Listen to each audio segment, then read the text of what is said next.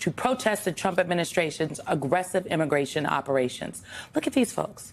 At the Minneapolis-St. Paul airport, as many as 100 clergy members were arrested after urging airlines not to cooperate with ICE.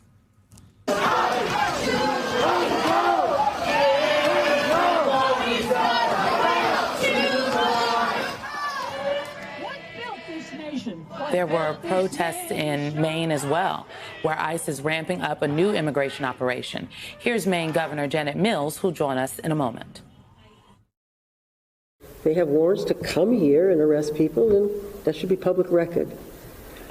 You know, in America, we don't believe in secret arrests or secret police. And breaking moments ago, MS Now is reporting that Tracy Mergen, an FBI supervisor in the Minneapolis field office, resigned in frustration over the handling by Justice Department leadership of the Renee Good shooting investigation. This is according to two sources. Mergen is said to have been frustrated as well with the Trump administration's decision to treat protesters in Minnesota as possible domestic terrorists and conduct mass arrests of people who are peacefully protesting. This, as two images have galvanized many of the protesters. One of the 5-year-old Liam Ramos, who was detained along with his father after returning from school, a 5-year-old.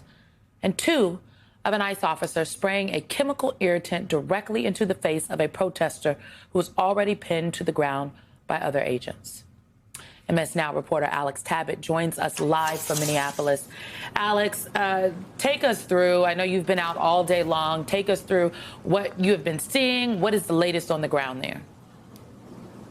Well, there's been a complete evolution of the city of Minneapolis during this day, Simone, and that's because it started off with an economic blackout, which means that small businesses were shut down, people stopped going to school, people stopped attending stores, trying to send a message to the Trump administration: ICE, get out of our city. So this morning was the quietest I have ever seen the city of Minneapolis in the last 6 or so weeks that I've been traveling here.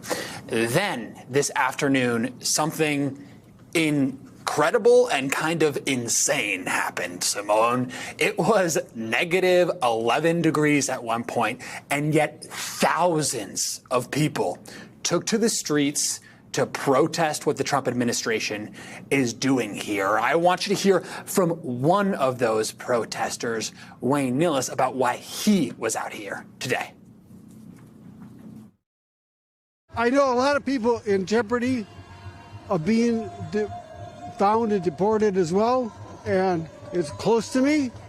And even if it wasn't, this is unconscionable. And to see this little boy having to face this, I don't care what the family is about. He does not deserve that, nor that family.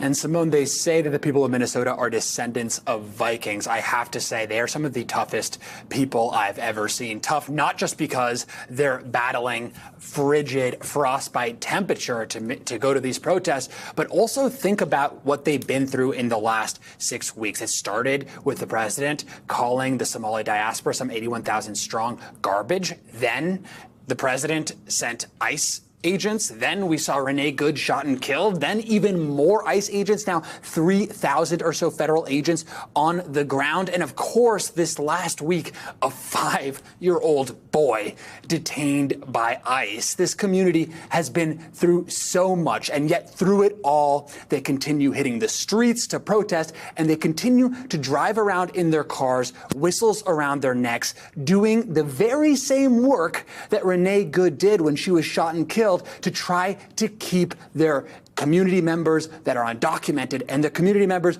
of color who are being racially profiled right now safe. Simone? Alex, Michael Steele here. What's been the response by ICE and the officials of this administration in response to what you're reporting and seeing right there on the ground? When it's minus 11 and thousands of people are on the street, you know there's something going on there. How has ICE taken all of this in, particularly when they see images of their behavior being reflected back to them?